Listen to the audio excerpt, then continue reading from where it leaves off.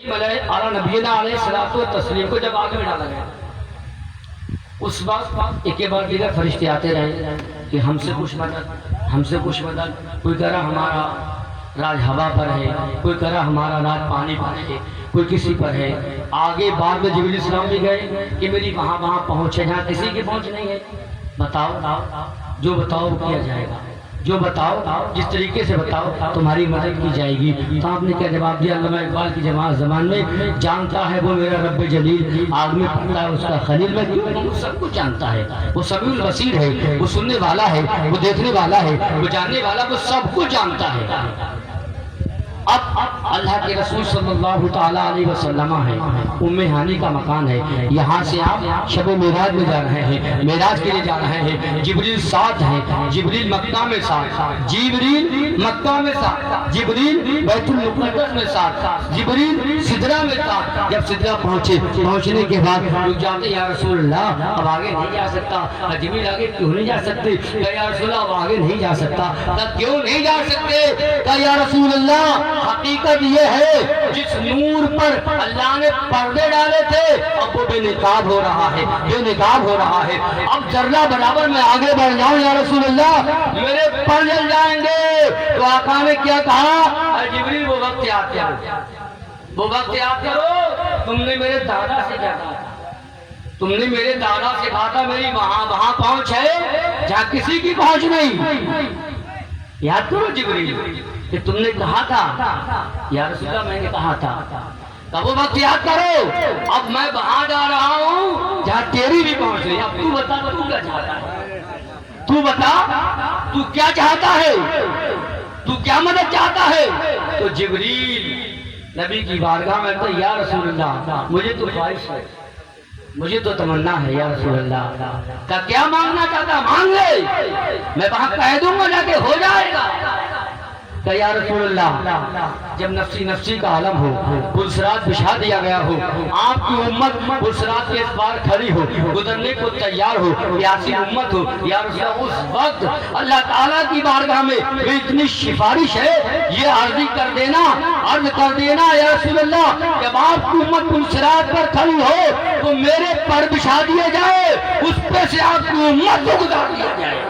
یہ میری خواہش ہے یا رسول اللہ، یہ میری تمنا ہے یا رسول اللہ صلی اللہ علیہ وسلم۔ کا فرماتے ٹھیک ہے تمہاری دعا قبول ہو گئی۔ اللہ کے رسول صلی اللہ تعالیٰ علیہ وسلم گئے، دیدار کیا، جہاں پر میں تو اللہ تعالیٰ نے اپنے محبوب کو لباس بشریت میں سیدھا آمنہ کے گھر بھیجا۔ آپ نے سنا جھنڈے والا معاملہ، جھنڈے کوئی نہیں دیں گے، یہ ناظم والا صاحب نے ہمارے اتنی اچھی سجاوٹ کروائی ہے، اتنا بہتر انتظام کروایا، کس لیے؟ سرکار کی آمد کی خوشی میں، سرکار کی ولادت کی خوشی میں۔ اچھا سرکار کی آمد کب ہوئی؟ 12 ربیع الاول، صبح صادق، بروز پیر، 571 عیسوی۔ صبح صادق کا وقت کون سا آتا ہے؟ صبح صادق کا وقت وہ ہوتا ہے جہاں رات ختم ہوتی ہے دن شروع ہوتا ہے۔ صبح صادق وہ ہے جہاں رات جاتی ہو دن آتا ہو، رات جاتی ہو دن آتا ہو۔ تو اللہ تعالیٰ نے اپنے محبوب کو صبح صادق میں اس لیے بھیجا ہے کہ رات تو جا رہی ہے، جاتے جاتے میرے محبوب سے فیض حاصل کر لی جا، جاتے جاتے میرے محبوب سے فیض حاصل کر لی جا۔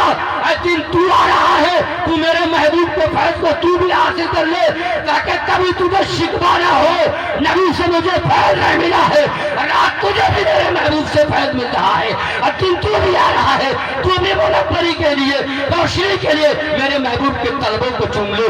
تو دن نے چوما تو دن منور ہو گیا، رات نے چوما تو اللہ تعالیٰ نے اس میں چاندنی کو لگا دیا، اس میں گنگموں کو لگا دیا تاکہ لوگ اس کی مد و سنا۔ تو صبح صادق کا وقت وہ ہے جس میں رات بھی سیراب ہو رہی ہے، دن بھی سیراب ہو رہا ہے۔ اس وقت اللہ کے رسول صلی اللہ علیہ وسلم کی آمد ہوئی۔ جب اللہ کے رسول صلی اللہ تعالیٰ علیہ وسلم سیدھا آمنہ کے مکان پر آئے، رب قدیر نے کہا اے جبریل خوشیاں مناؤ، اے جبریل جھنڈے لگاؤ۔ کہا کہاں لگاؤں؟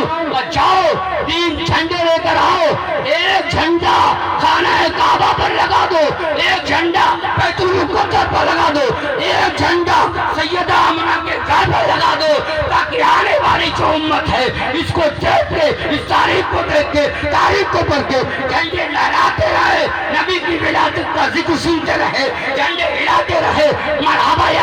اللہ کہتے رہے، جھنڈے لہراتے رہے، تاکہ کوئی اعتراض نہ کر سکے۔ جو اعتراض کرے تو کہنا جھنڈے لگانا سنت کبریہ ہے، فتویٰ لگانا ہے تو رب کبیر کی شان۔ نعرہ تکبیر، نعرہ رسالت، سرکار کی آمد، دلدار کی آمد، جشن عید میلاد النبی، نعرہ تکبیر، نعرہ رسالت۔ اشارہ ہو چکا مختصر کیجئے۔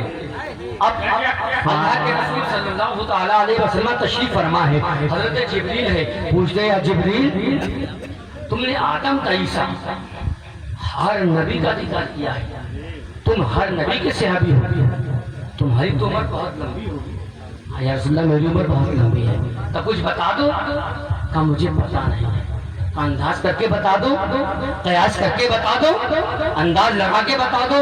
کہ یا رسول اللہ انداز کرنے کا معاملہ یہ ہے، ایک تارا ہے، جان دیں ایک تارا ہے جو 70,000 برس کے بعد چمکتا ہے۔ ایک تارا ہے جو 70,000 برس کے بعد چمکتا ہے۔ یا رسول اللہ اسے میں نے 72,000 مرتبہ، کتنے کا 72,000 مرتبہ دیکھا۔ لکھاؤں کیلکولیٹر فیل ہو جائے گا۔ یا سر یہ میری عمر کا ایک انداز ہے، یہ انداز ہے میرا۔ آقا فرماتے ہیں وعزت و ربی انا ذالک الکوکب، اے جبریل مجھے میرے رب کی عزت کی قسم، جو تم تارا دیکھتے تھے وہ کوئی اور نہیں تھا، وہ میں ہی تو تھا، وہ میں ہی تو تارا تھا۔ جبریل بھی سوچ میں بول رہے یا رسول اللہ ہاں پر وہ تارا، سوال ایسا ہو رہا ایسا ہو رہا، یا رسول اللہ آپ اب اتارا، یا رسول اللہ آپ اب اتارا، یا رسول اللہ آپ اب اتارا۔ آقا فرماتے یقین ہے، یقین ہے۔ اچھا ایک بات بتاؤ، اگر وہ تارا تمہیں دکھا دے پہچان تو لوگے؟ پہچان تو لوگے؟ یا رسول اللہ پہچان ہوگا۔ آقا فرماتے مخاطب ہو جاؤ میری جانی، مخاطب ہو جاؤ۔ اللہ کے رسول نے اس طریقے سے امامہ شریف تھوڑا سا بڑھایا اوپر، پیشانی آقا صلی اللہ علیہ وسلم پر وہی تارا جبریل کو نظر آیا۔ جب تارا دیکھا تو پکار اٹھے صدقتا یا رسول اللہ، آپ سچ فرماتے تھے، جو تارے میں دیکھا کرتا تھا وہ یہی تارا تھا، میں نے پہلے۔ سبحان اللہ۔ آقا نے پیشانی کرتا یا رسول اللہ جو تارا دیکھا کرتا تھا وہ یہی تارا تھا۔ یا رسول اللہ تھوڑی رہنمائی، یہ بتائیے یا رسول اللہ صلی اللہ علیہ وسلم 70,000 برس کے بعد اتنے سکتے کے ساتھ وہ دکھتا تھا، اتنے سکتے سے دکھتا تھا، یہ سمجھیں۔ کہا جبریل سنو، اس کو سمجھنا چاہتے ہو سنو، جب میں قیام میں ہوتا تھا کھڑا ہو جاتا تھا تو چھپ جاتا تھا، جب رکوع میں چلا جاتا تھا تو چھپ جاتا تھا۔ میرے نبی کا قیام بھی لاجواب ہے، میرے نبی کا سجدہ بھی لاجواب ہے۔ سبحان اللہ۔ ارے ظالم تو کہتا نبی ہمارے طرح ہے، نبی ہمارے طرح ہے، کیسے ہو سکتا ہے ظالم؟ تو اللہ تبارک و تعالیٰ نے اپنے محبوب کونین صلی اللہ علیہ وسلم کو وہ عظمت بخشی ہے، وہ شان بخشی ہے۔ یقین جانو ہم کس پر اپنی ناز کریں، ہم امتی ہیں اللہ کے رسول صلی اللہ علیہ وسلم کے، ہم امتی ہیں پیارے آقا صلی اللہ تعالیٰ علیہ وسلم کے۔ تقریر کا اختتام ہو چکا ہے، کچھ باتیں جو میں نے دیکھی ہیں، ہمارے ناظم علیہ صاحب نے مدرسہ بنایا، بڑا محنت کرتے ہیں، بچے پڑھاتے ہیں، اور ضروری ہے آپ مکان بنائیں اور اس کی بنیاد میں کلسا لگا دیں، پیلا لگا دیں اور بنائیں، اس کو 4 منزلہ عمارت۔ کیا وہ عمارت ہو سکتی ہے؟ گر جائے گی، گر جائے گی۔ ایسی ہماری زندگی کے حالات ہیں، اور اسی مکان کو اچھی سریہ لگواؤ، جگہ جگہ کالم لگواؤ، مال اچھا لگواؤ، اور لگوانے کے بعد کالم پر بلڈنگ ٹانگتے چلے جاؤ، 1 2 4 5 جتنی زندگی آپ کی مزاج اتنا اس کو بناتے چلے جاؤ، تو کیا وہ بلڈنگ گر سکتی ہے؟ اس لیے اس میں مضبوطی کافی ہے۔ تو ہمارے بچوں کی مضبوطی ہے کیا؟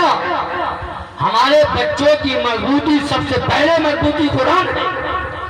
اپنے بچوں کو ہم قرآن کی تعلیم سکھائیں، اپنے بچوں کو قرآن کی تعلیم سکھائیں، اپنی جڑ کو مضبوط کریں، اپنی بنیاد کو مضبوط کریں۔ جب بنیاد مضبوط ہو جائے تو میں یہ نہیں کہتا اب انگلش نہ پڑھائیں، میں یہ نہیں کہتا اب ہندی نہ پڑھائیں، میں یہ نہیں کہتا سائنس نہ پڑھائیں، میں یہ نہیں کہتا گणت نہ پڑھائیں، میں یہ نہیں کہتا ٹیچر نہ بنائیں، میں یہ نہیں کہتا جج نہ بنائیں، میں یہ کہتا کمشنر نہ بنائیں۔ آج مختصر یہ ہے، پہلے قرآن پڑھائے، قاری قرآن بنائے، عالم دین بنائے، حافظ دین بنائے، اس کے بعد جو دل میں آئے وہ پڑھاؤ، جو دل میں آئے وہ اپنے بچوں کو سکھاؤ، اور جج بھی بناؤ، کمشنر بھی بناؤ، اور اس کے بعد وکیل بھی بناؤ۔